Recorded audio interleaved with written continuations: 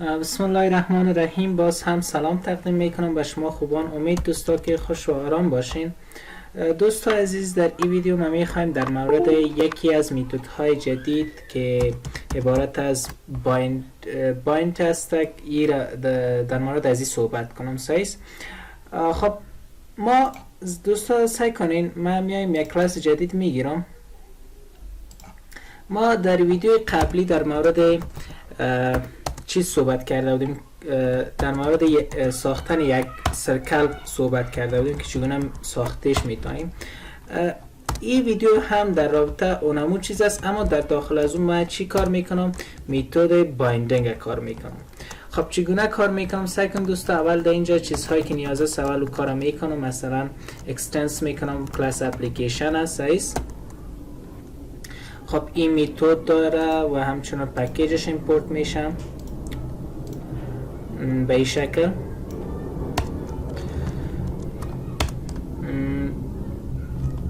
اینی ترو اکسپکشن شما از اینجا رسون میکنم، فرق نمیکنم. و دیگه مین میتود ماست که باید داشته باشیم سایز.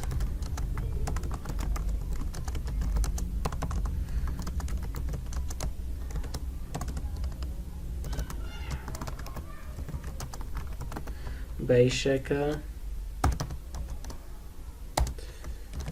و اینجا هم لانچ میکنم آرگومنتس هم.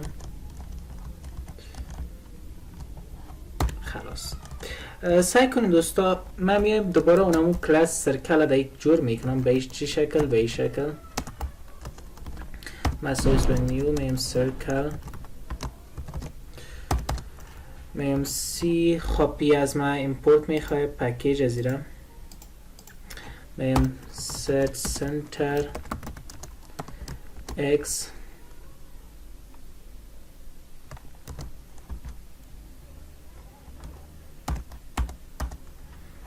xش باشه 10 میگیرم.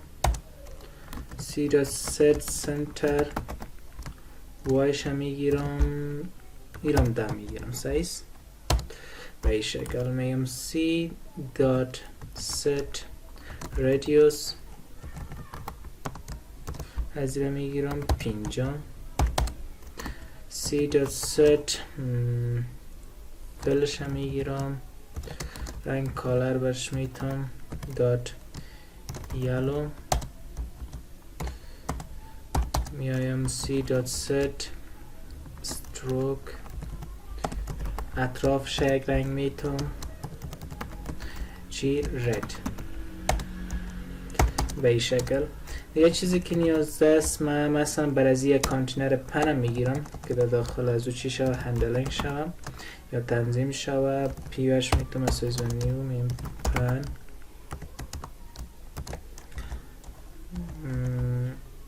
خب از ما یکی پکیج از این ایمپورت میخواه، پکیجش ایمپورت میکنیم. p.getChildren توسط getChildren ایره چی میکنیم؟ هندلینگش میکنیم. میگم اد کد چیدم سیره، یعنی کلاس سرکل مورد. یه چیزی که نیاز است سین است که باید کریت کنیم. درست سین اسم سویز بنیو میم سین و در داخل از این من پن خود اد میکنم و سایزش معرفی میکنم به این شکل. و این هم پکیجش از من ایمپورت میخوایم.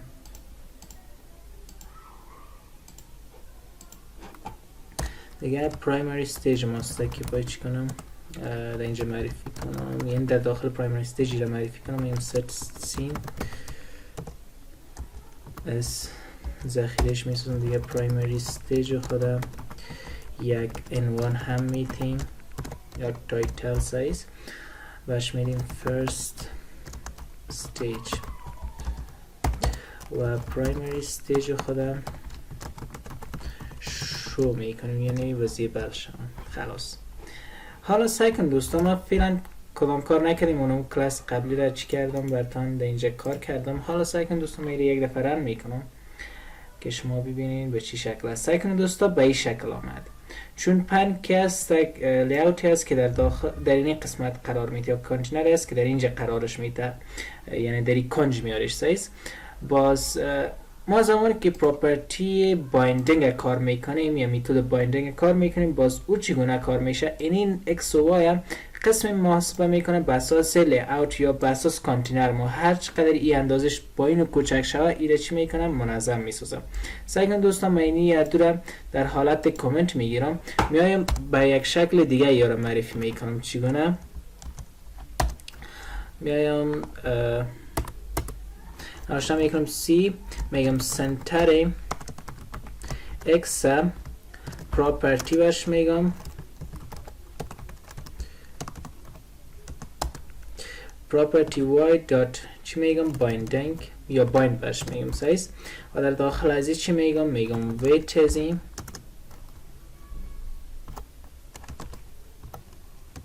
باش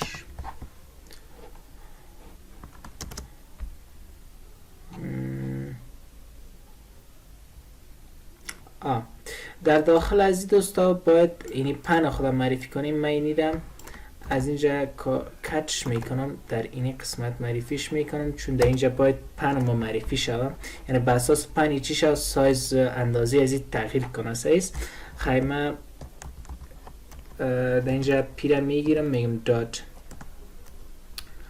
دات weight property y برش میتونم و همچنان dot divide میگمش و اساس کدام عدد ایچ شد دیواید شد 2 برش میگم. میدانم هر عدد برش داده میتونم که با کدام عدد ایچی شوم، یعنی 4 طرف شد سنجش شد سایز به این شکل. و اینی را به سنتر y هم این پروسس تک میگم bind، میگم p dot weightش weight property dot divide کن به اساس چند. حالا سعی کن دوستا ای چی کار میکنه؟ این میتود بایند که قدر کد کار کردیم. سعی کن دوستا من ایره یک دفعه برتان رنش میکنم، کار کرده از ایره سعی کنیم. ایره میبینیم به اینی شکل میارم.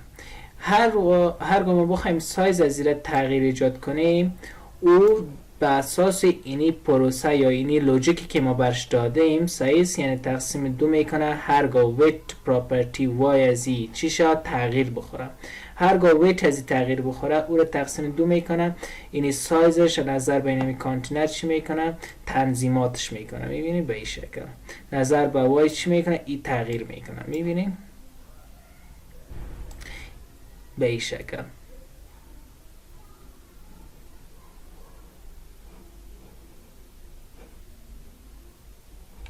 میبینید به این شکل.